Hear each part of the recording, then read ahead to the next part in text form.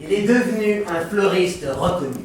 Et il y a maintenant dans le village une petite boutique qu'une foule incroyable venait entourer le dimanche.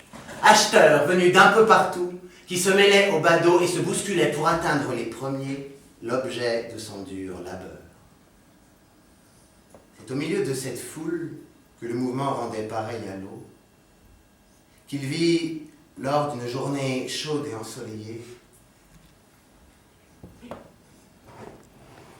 la plus belle et la plus adorable créature qui lui ait été donnée de voir.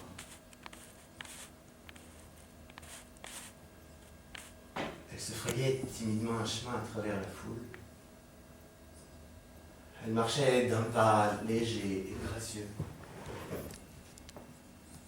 Elle avait de longs cheveux bruns légèrement ondulés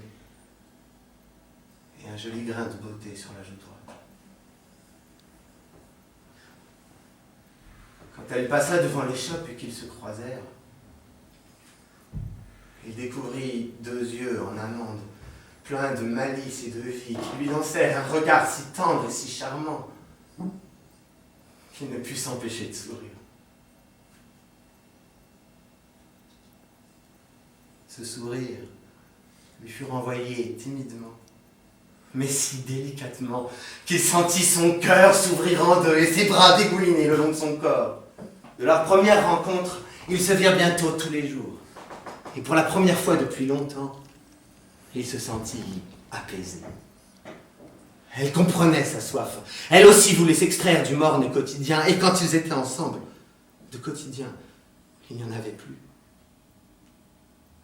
Ne pouvant plus se passer l'un de l'autre, il ne fallut pas longtemps pour que le jeune couple s'installe dans l'adorable maison.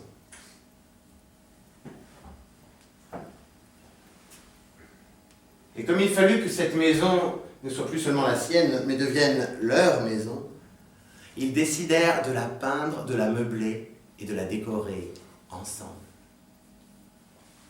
Et un jour qu'elle repeignait le mur sous l'escalier,